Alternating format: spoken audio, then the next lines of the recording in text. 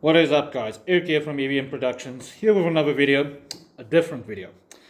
I'm gonna blast through it as fast as possible. So, friend of mine has a channel, well, colleague of mine, let's say it like that. He has a channel dedicated to different topics and stuff that I don't usually cover. I don't even watch it properly. I just found this video interesting and then I watched it because of the content, etc. And I left a comment and it inspired this video. Now, what happened in this video is he is one of those guys that goes out, parties, meets women, trains, all that kind of stuff. So he was just sharing his experience going out as a big, jacked, handsome kind of guy, trying to pick up chicks. And he did so while out at a new venue. Women came while he was dancing. Problem is, the locals got jealous. And at least when he confronted them, it didn't end up being like a massive fight and stuff. However, this gives me the opportunity to talk about the self-defense side of this stuff and why I commented on this video. I was like, listen, I don't watch this content. I watch training content, yes, but mostly because of passion and fighting content, obviously, because that's what I focus on here, as well as lighting, and the sound system is chilling right here by me. So that's because it's my work and stuff like that. The fighting stuff is my passion, and because I also did fighting. Cool. When I heard this video, like when I heard what happened, I was like, this dude, and that's what I commented. I told him he needs to go out with people. He shouldn't do this alone, even if he's a 6 foot plus jacked guy. Reason being, these kind of scuffles are going to happen a lot more often. This is out of personal experience. I've been doing the DJing and sound engineering and stuff like that for 13 years now, which is crazy to think about. And before that, we were partying even as young as 10 years old, which I didn't drink and stuff, but I was in those environments the whole time, you understand? So I understood it. I grew up in it and I was savvy in those situations. Plus, when I was way younger, I went out expecting confrontations and stuff. And when it happened, it was kind of like watching WWE and stuff like that, or participating and having fun, which is bad. But anyway, don't be like me in that sense, but be like me in the sense that in situations where you go out to meet girls, this is for the young men and stuff like that, rather have a bro with you or just somebody with you at all, just as big as you or bigger, or that knows the venue. Reason why is not all of us are 6 foot plus and absolutely jacked. As you can see right now, I'm not jacked right now. I have a chronic illness, a severe one, and I'm out of remission. What you're seeing right now is me fighting pain because I actually have kidney stones, which is crazy to think about. I have kidney stones and I'm at least okay. Now, because of that, I can't train anymore. I don't eat properly, like I don't eat enough protein stuff. So I eat cleanly, but I don't eat enough. And I can't because of all kinds of situations and stuff. So I'm small. That means I'm an easier target than a big man. However, even if you're big, that doesn't mean anything if a pack mentality develops in the area, especially if you are the outsider. Those guys can jump you. That's what I told him in the comments there. I told him, bring somebody with you for in case you get jumped. Even if it's a paid security guard in the end, get somebody.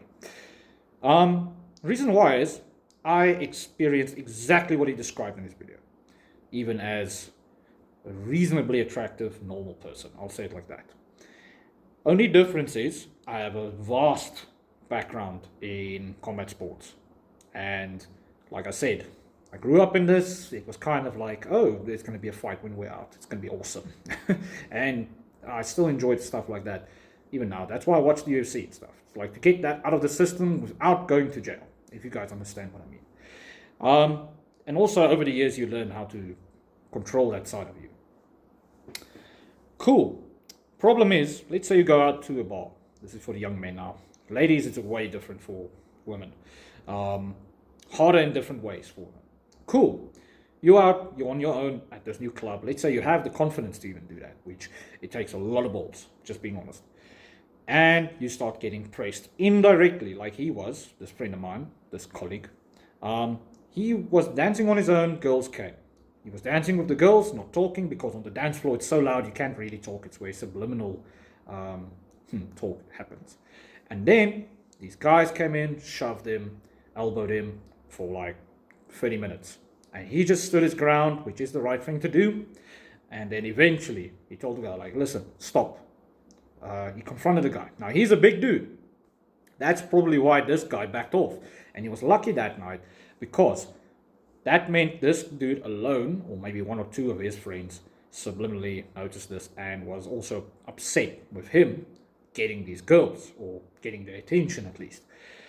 Problem is, if this was not the case, and it was pack mentality is there, meaning the whole bar, like, or club, is this outsider, who the does he think he is? That means all of them is going to jump you. And two, bouncers are not going to help you, the venue's not going to help you, the list goes on, and you can possibly get killed. People get killed from one punch. Big, small, doesn't matter. It's not worth your life. So that's why I told them, please just bring somebody with you so that you at least improve your chances of survivability in those situations. Or, even better, two jacked guys. And one of them confronts this one guy, a little bit smaller than him or his size. Let's say the pack mentality is not kicked in on this one guy. Everybody's going to back off. They're going to be like, okay, cool. The only problem is then your vibe is still killed and all that kind of stuff. I know because I've been there, and it depends on how badly my mood is spoiled when this kind of stuff happens, but it happens. Even worse, I was DJing and this stuff happened, and I can't leave. I have to be there and manage this so that this guy doesn't like escalate things into a full-blown altercation with me while I'm doing my job. Crazy stuff. And same things apply. Difference is, people see a small guy with me, 5'7", that's skinny right now, which, by the way, if you're doing fighting training, you don't look absolutely jacked unless you take off your shirt, which makes sense. Just checking who's here. Sorry guys, paranoia's a little bit high. Anyhow, you get noticed instantly, people get jealous, then you get more jealousy if people, more women come to you as a DJ and stuff, or dancers in the booth and stuff like that. People get upset and they start pressing you. That's when I just navigate the stuff because people just doesn't like it. But if you're on the dance floor at a new venue and you're just there to party and you're alone, people will try to press you harder, no matter how big you are. Because remember, these guys are assuming you can't fight because you're just big, you just have big muscles, blah, blah, blah. It's a problem, and reverse is, again, fitting for me. Because I look a bit normal, so it's like, nah, this dude can't fight. Possibly can't. He does not have any training.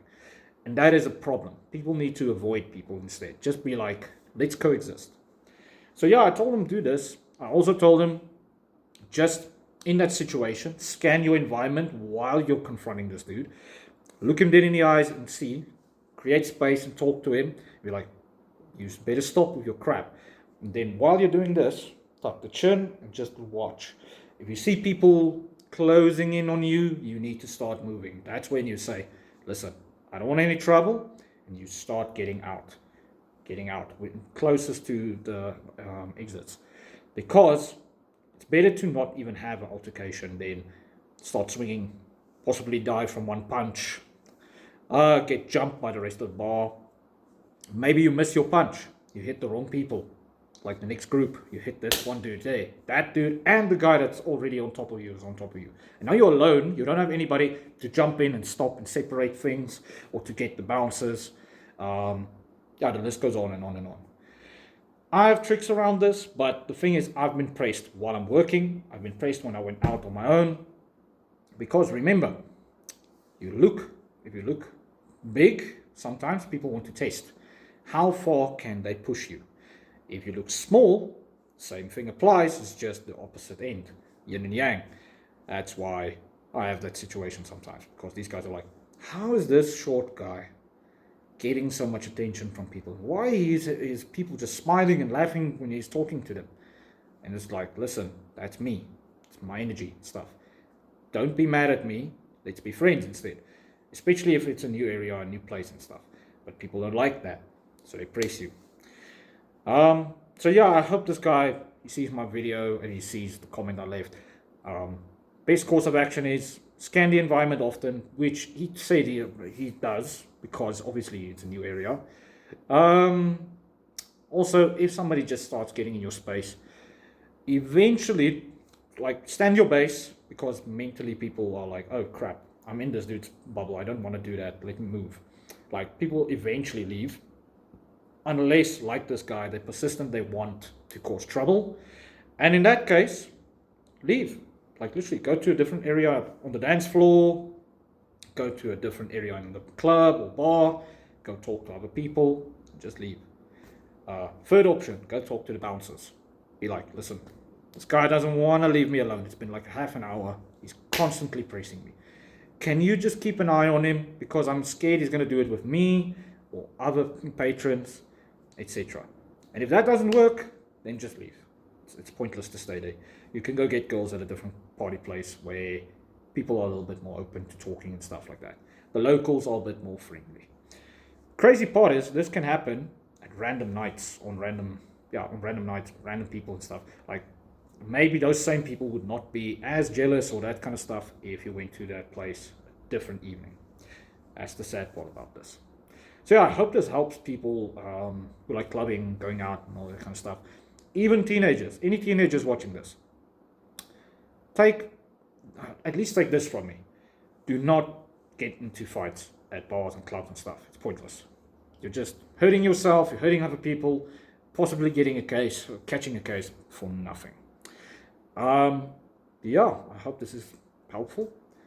Different video. Didn't really think I was going to talk about stuff like this, but I have stories, man. Well, I can give you guys a short one real quick.